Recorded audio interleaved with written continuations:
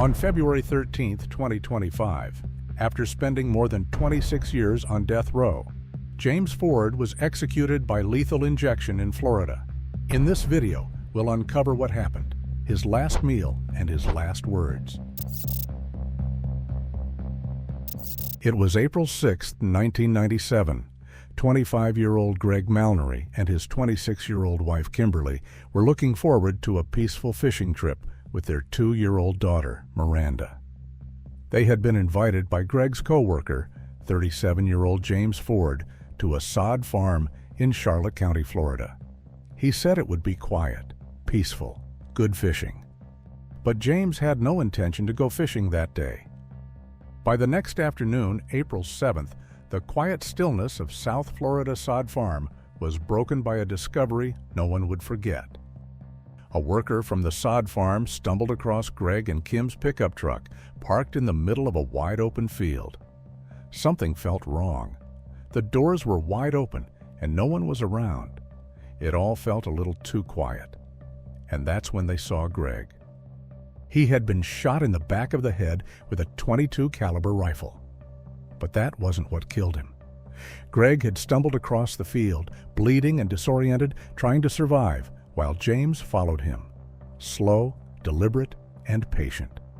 When he caught up, he attacked again, this time with something blunt, likely an axe.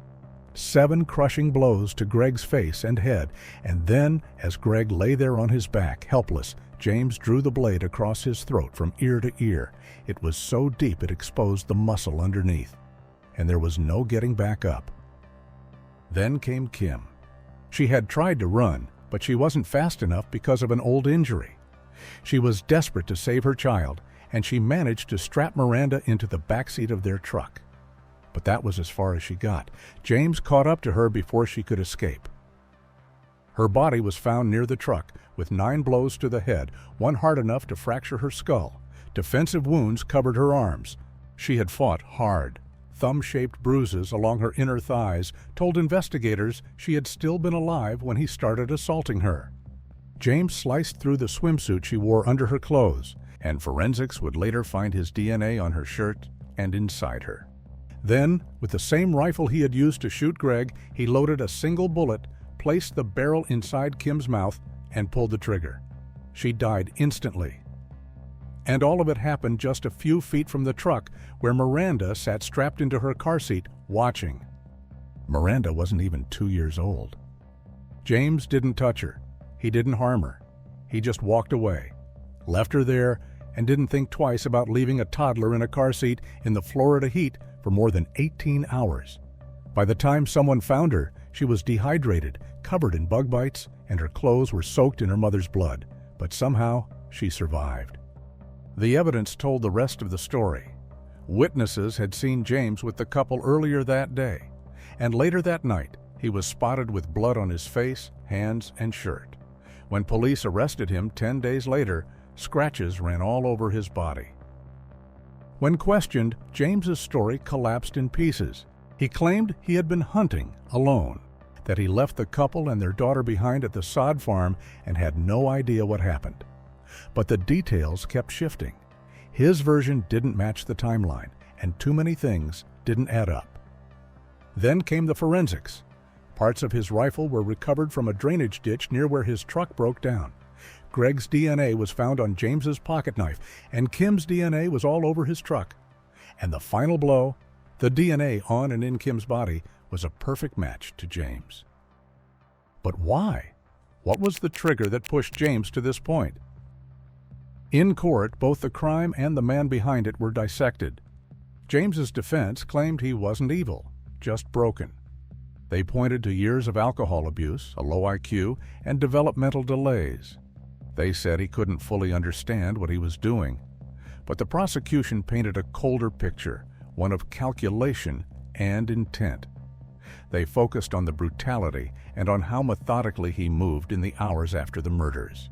They argued this wasn't a man who snapped, it was a man who chose.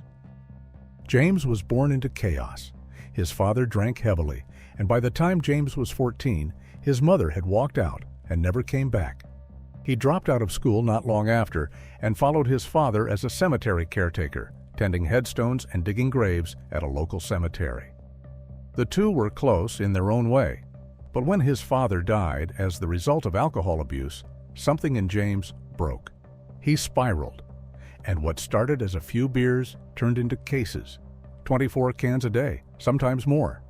Alcohol followed him like a shadow. Friends said he was quiet, and family said he kept to himself. He had no record, no history of violence, and no one expected this. Despite all the investigations, no clear motive ever emerged, and the why behind it remains one big mystery. There was no evidence suggesting prior animosity or a personal conflict between James and the victims. No grudge, no clear reason, just 2 lives stolen and a baby left strapped into a truck seat under the Florida sun.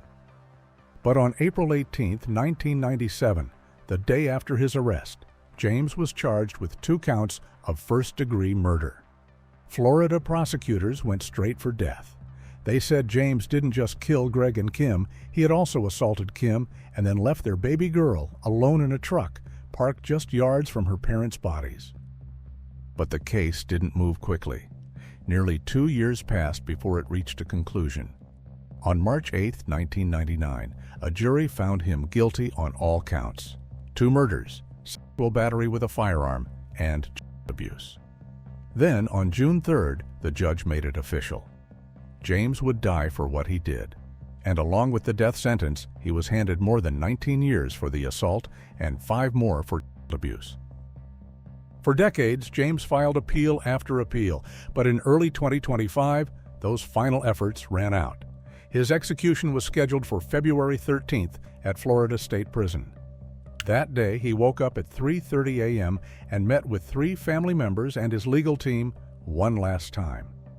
For his final meal, he requested steak, macaroni and cheese, fried okra, sweet potato, pumpkin pie, and sweet tea. When the warden asked if he had any last words, James didn't say a thing. Strapped to the gurney with around 25 witnesses watching, he stared ahead in silence. But earlier, he had left behind a short handwritten note. Hugs, prayers, love. God bless everyone. Miranda, the baby he left behind in that truck, is now 30 years old. She's spoken publicly about the pain of growing up without her parents. Living my whole life without them left me with a void that I had no idea would hurt so bad. At first, as the injection began, his chest began heaving and then slowly all movements faded. A few minutes later, a staffer shook him and yelled, "Ford! Ford!" to see if he was still conscious. But there was no response. At 6:19 p.m., James was pronounced dead. James Dennis Ford was 64 years old.